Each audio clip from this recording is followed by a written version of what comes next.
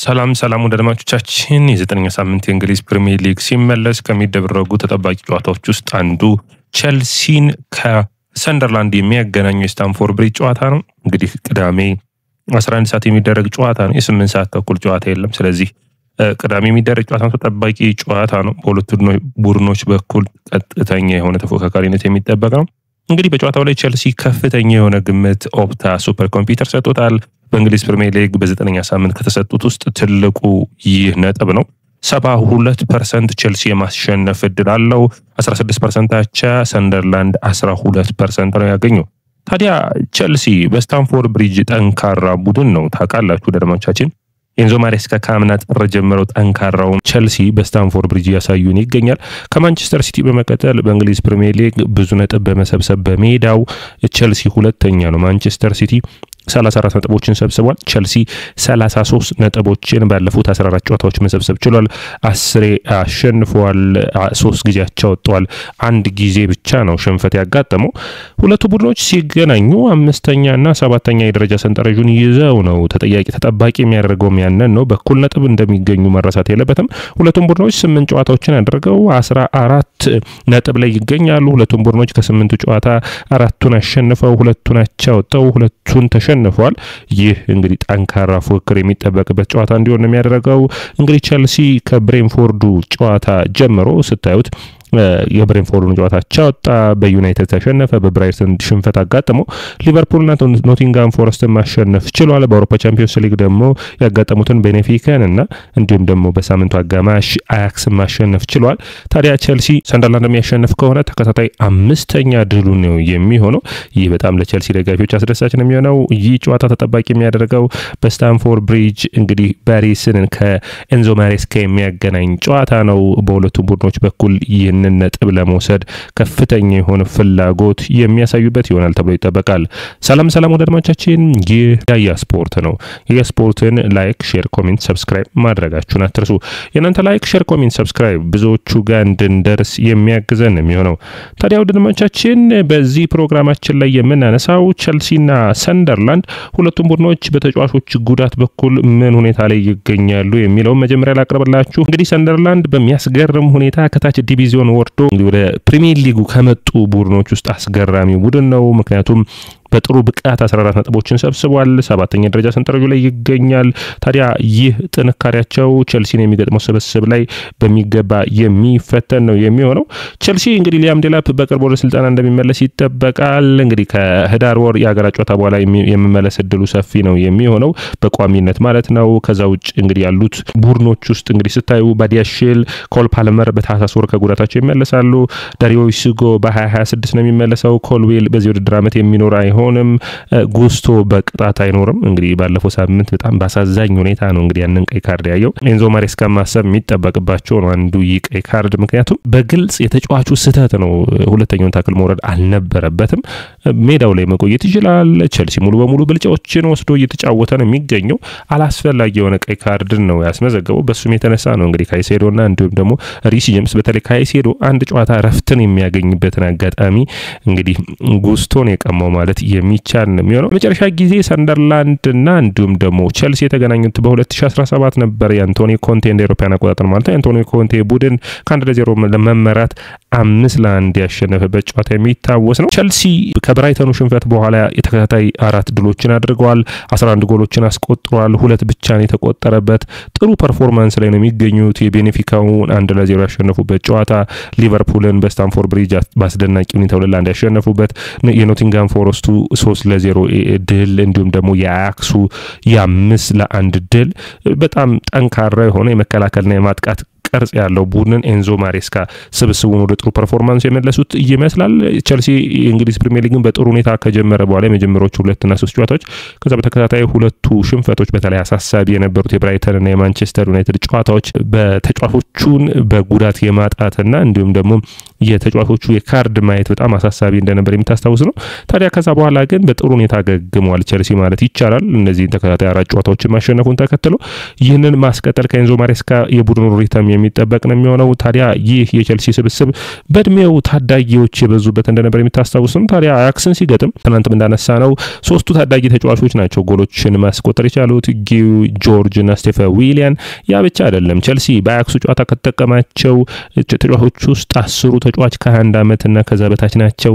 ይህ ስብስብ ቸልሲ በእንግሊዝ ፕሪሚየር ሊግ ላይ እንግዲህ 24 ዓመት ከ116 ቀናት ነው የስብስቡ አቨሬጅ እድሜ ወይም ደግሞ አማካኝ እድሜ ማለት ነው። ይህ በጣም እንግዲህ ምን ያክል የቸልሲ ስብስብ ወጣት እንደሆነ የሚያሳይ ነው።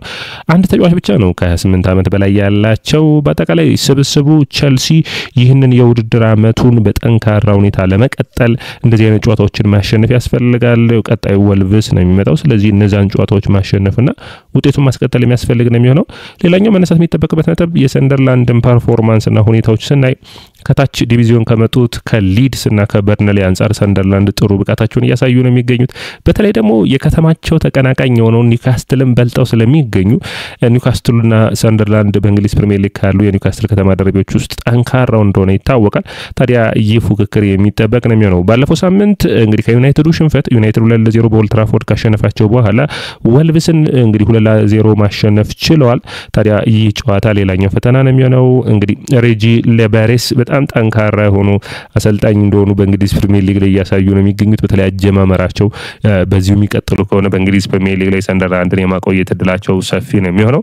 ታዲያ ይህ ስብስብ ምን የተለየ ነገር አለው ብላችሁ ካሰባችሁ ወደ ለንደን ስታዲየም መጥቶ ሰንደርላንድ ለመጨረሻ ጊዜ የተሸነፈው በፉልሃም በ2018 ነው። ከዛ በኋላ ያደረጋቸውን 13ቱን ጨዋታዎች አልተሸነፈም። 4 ያሸነፈው 9 ጊዜ አቻ መውጣት ችሏል።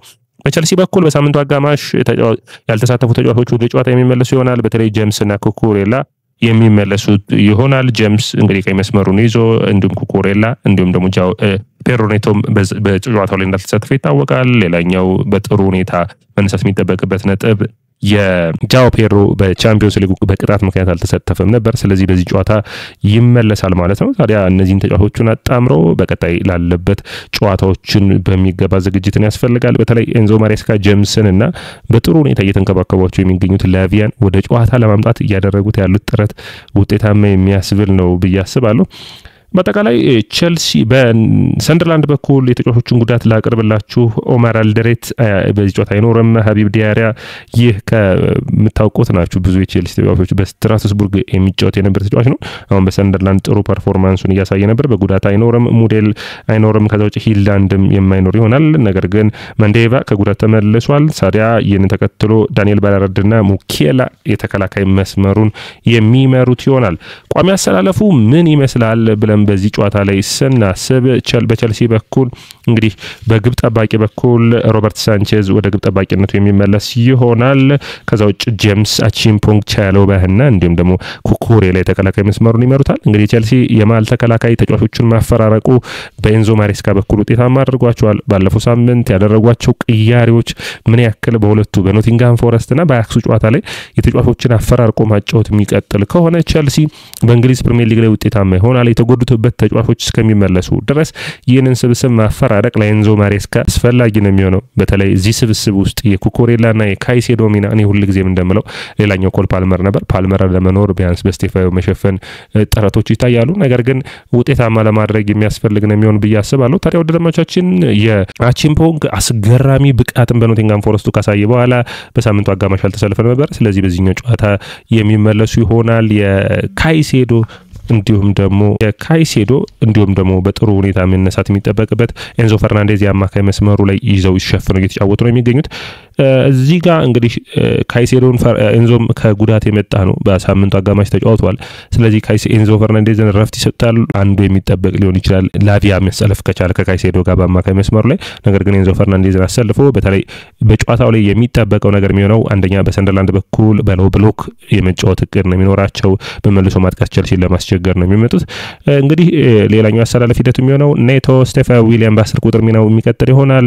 ከዛ ውጭ አሊያንደር ጋርናቾ ባይኖ ጊደንስን የሚተካ ይሆናል። ጃው ፔሬሮ ደግሞ ማርክ ጉይን የታክቶ የሚሰለፍ ይሆናል። በሰንደርላንድ በኩል ሮይፍ ሃመን ሙኬላ ባላርድና ሬናንድ የተከላካይ መስመሩን ይዛሉ። ሪጂ ዣካና ተሊብ የአማካይ መስመሩ ኤፊ ኢንሳይደርና እንዲሁም ደግሞ ሰዲቅ የመስመሩን ይይዛሉ ማለት ነው። ታዲያ የቸልሲም ሆነ የሰንደርላንድ ጥንካሬዎችና ድክመቶችን ስናይ ቸልሲ በእንግሊዝ ፕሪሚየር ሊግ ላይ በዘንድሮ ውድድር ዓመት በብዙ ነገር ተሻሽሎ የመጣው በነይታ በተለይ ከቆሙ ኳሶች ያለው ለውጥ ነው። ታዲያ ያንን ብቃቱን ማስቀጠል ነው የሚያስፈልገው። ባለፉት 4 ጨዋታዎች 2 ጎሎች ብቻ ነው የተቆጠሩበት፣ አንዱ በፔናልቲ ነው። ያ ምን ያክል ስብስቡ ጠንካራ እንደሆነ የሚታይ ነው። የአይዛክ ጎልም የሚረሳ አይደለም። የተከላካዮች ስህተት ነው የሚባል አይደለም፣ ያጋጣሚ ጎል ነው። በአጠቃላይ ቸልሲ በሜዳው ጥሩ ፐርፎርማንስ ያለው ቡድን ነው። ስለዚህ እነን ጨዋታ የማሸነፍ እድል አለው ብዬ አስባለሁ። የአማካይ መስመሩ ጠንካራ ነው። አሁንም ቸልሲዎች ያሏቸው የተጫዋቾች ዴብዝ በጣም አስደሳች ነው። በተለይ በአጥቂ መስመር ላይ እያፈራረቁ የሚያጫውቱበት መንገድ ታይሬክ ጆርጅ፣ ማርክ ጉይ እንዲሁም ደግሞ ባይኖ ጊተንስ፣ ፍኮንዶ ቤናናቴ እነዚህን ሁሉ አፈራርቆ ማጫወት የሚቻል ነው። ነገር ግን አሁንም ቸልሲ በትራንዚሽን በኩል ያሉበትን ክፍተቶች በተለይ የአቺምፖንግ መመለስ የሚያስፈልገው ለነዚህ አይነት ቦታዎችን ሽፋን የሚሰጥ ነው የሚሆነው። ፍጥነቱ አለ፣ ኳሱን ከኋላ ፕሮሰስ ያደረግም ጥሩ የሚባል ነው። አጨራረስም በሰንደርላንዱ ጨዋታ ላይ አንዱ የሚጠበቅ ነው የሚሆነው። የቆመ ኳስን በሚቀጥል ነው የሚያስጠብቃቸው። በሰንደርላንድ በኩል የመከላከል ቅርጻቸው ውጤታማ ነው። መልሶ ማጥቃታቸው ጠንካራ ነው። እዛ ስብስብ ውስጥ ግራኒት ዣካ መኖሩን መረሳት የለበትም። ልምድ ያለው ነው በአርሰናልና በባየር ሊቨርኩሰን ቡድን ውስጥ። ስለዚህ በጥሩ ሁኔታ ሞመንተማቸውን ለመጠበቅ ጥረትን እያደረጉ ይገኛሉ። ስለዚህ እነዚህ ሁኔታዎች ላይ ጥንቃቄን መውሰድ የሚያስፈልግ ነው የሚሆነው። ነገር ግን በእንግሊዝ ፕሪሚየር ሊግ ደግሞ ኦፕታም ያን ያክል እድል ለቸልሲ የሰጠው አንደኛ ልምድ የላቸውም። ስለዚህ ስታንፎርድ ብሪጅ ላይ የመጣው የስኳድ ብዙ የለም። ስለዚህ ይህንን ቸልሲ በሚገባ መውሰድ ያስፈልጋል። በፖሴሽን የሚጫወት አይደለም። ስለዚህ ቸልሲ ጫና አድርጎ ጨዋታውን ፈጠን አድርጎ ለመግደል ማሰብ የሚጠበቅበታል። ነገር ግን በኔይታ ቀለል ያለ ጨዋታ ይሆናል ብዬ አላስብም። አንዳንድ ጨዋታዎች ቀላል ናቸው ሲባሉ ጠንካራ ሂደትን ይዘው የሚመጡ ይመስለኛል። ታዲያ እዚህ ላይ ጥንቃቄ መውሰድ የሚያስፈልግ ነው የሚሆነው። ወደ አድማጮቻችን እናንተስ ምን ትላላችሁ? ስለ ጨዋታው የውጤት ግምታችሁን አስቀምጡልኝ። ሰንደርላንድ ከቸልሲ፣ ቸልሲ ከሰንደርላንድ ተጠባቂው የስታንፎርድ ብሪጅ ጨዋታ በቅድመ ጨዋታው እንደዚህ ያየነው። የእናንተ ላይክ፣ ሼር፣ ኮሜንት፣ ሰብስክራይብ የምፈልግ ነው የሚሆነው። ወደ አድማጮቻችን ይህ የያ ስፖርት ነው። የያ ስፖርትን ላይክ፣ ሼር፣ ኮሜንት፣ ሰብስክራይብ ማድረጋችሁን አትርሱ።